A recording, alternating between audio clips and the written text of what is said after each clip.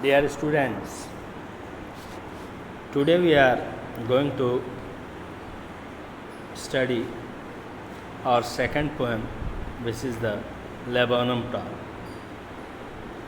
It was composed by Ted Hughes. Ted Hughes was born on August 17, 1930 in Yorkshire, England. In 1956, he met future wife Sylvia Plath at a lunch party for literary magazine he co-founded. He published his first book, The Hawk in the Rain, a year later. He left Plath in 1962 and remarried in 1970. By the time he died on October 28, 1998 in London, England, he had written more than a dozen books, including poetry and non-fiction. In this short poem, Ted Hughes just depicts a scene in the wilderness. Laburnum tree stands there, silent and still. It has a nest built on it. The little mother bird goldfinch arrives to meet and feed her young ones. Sitting at one end of a branch, it gives a signal sound. The young ones recognize their mother's voice and start chirping together like some engine. The bird, alert and swift, makes her way to the nest. When the purpose of her visit to meet and feed the little ones is accomplished, she flies. This is how the cycle of life and multiplication goes on in nature. It is all instinctive. The mother bird makes her nest amongst the thick leaves of a tree. It brings up her chicks until they are strong enough to fly and find their food on their own. देखें, इस poem में laburnum, जो कि अमलतास का वृक्ष है, जिसके बारे में टेड ह्यूज साहब ये बताते हैं कि इसका ऊपरी भाग शांत और निश्चल है। सितंबर के दिन में सुनहरी धूप में यह पीले पत्तों के साथ चमकता हुआ वृक्ष है। इसके सारे के सारे बीज ज़मीन पर गिर चुके हैं, पर यह सन्नाटा एक छोटे गायक मादा पक्षी गोल्डफिंच के आते ही भंग हो जाता है। यह शांति भंग होती है। चूँकि यह पक्षी अपने चूज़ों से, चिक्स से मिलने आती है, उन्हें भोजन खिलाने के लिए आती है और एक झटके वाली चहचहाहट शाखा के छोर पर बैठकर करती है और इस कार्य के समाप्त होने के बाद उड़ जाती है और पुनः वृक्ष पूरी तरह से शांत हो जाता है। आइए अब हम लोग पोएम की पंक्तियों को देखें। The laburnum top is silent, quite still. बिल्कुल अमलतास का पेड़ साइलेंट स्टिल मतलब बिल्कुल चुप और शांत है।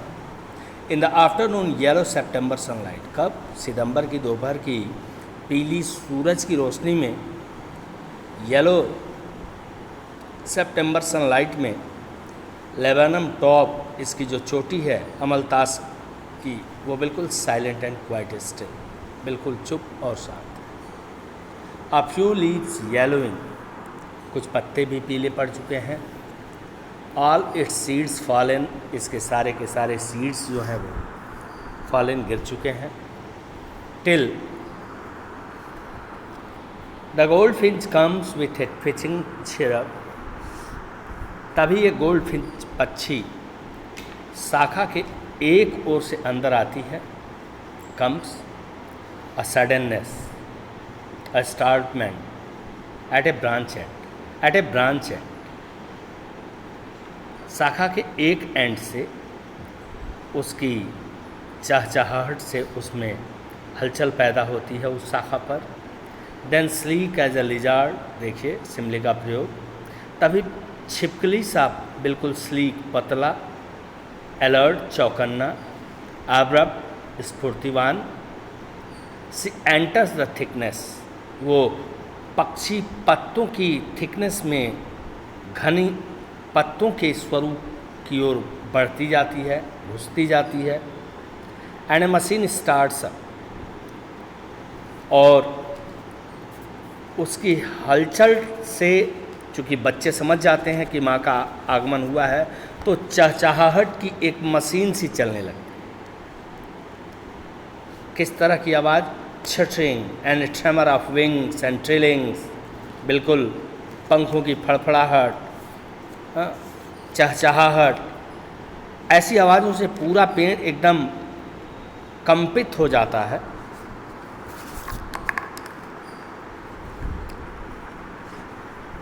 The whole tree trembles and thrills, पूरा का पूरा पेड़ ट्रेम्बल्स, कांप उठता है, और थ्रिल्स, रोमांचित हो जाता है। ये देखिए अमलतास के वृक्ष का एक चित्र आपके मस्तिष्क पटल पर आ जाए, इसके लिए ये अमलतास का चित्र है। आगे देखें, it is the engine of her family, मतलब उसके परिवार का शोर ही यह इंजन है। She Stokes it full, then flirts out to a branch and showing her barred face identity mask, वह उसे पूरी तरह से खोलकर आवाज़ से भर देती है, स्टोक्स इट आउट, और फिर पेड़ की शाखा पर, then flirts out to a branch end, फिर पेड़ की शाखा पर झटके से जाती है, showing her barred face identity mask, और फिर अपनी पहचान, अपना जो बार्ड फेस है, धारीदार चेहरा है, उसको दिखाती है। Then with airy delicate whistle chirrup whispering, और फिर वह विचित्र, एरी मैंने विचित्र होता है, डेलिकेट नाजुक होता है, कोमल, विशल सीटी को कहते हैं, और फिर वह अपनी विचित्र कोमल सीटी के समान अपनी चेरअप विस्परिंग से, अपनी चहचहाहट की आवाज़ के साथ launches away towards the infinite, infinite अनंत को कहते हैं, वो अनंत आकाश की ओर उड़कर चली जाती है, लॉन्चेज अवे कर जाती है, उड़ जाती है। और उसके उड़ते ही जब बच्चों को खिला लेती है पेड़ में, उस समय जब वो आती है, पूरा हलचल सी मच जाती है, बिल्कुल कंपन होने लगता है, और इनको खिला लेने के बाद वो अनंत आकाश की ओर उड़ जाती है। And the laburnum subsides to empty, और अमलतास का पेड़ फिर से शांत और अकेला रह जाता है। यहाँ आप देखें कि जीवन के स्वरूप को इस वृक्ष से जोड़कर कैसे टेड ह्यूज साहब कविता को दर्शा रहे हैं।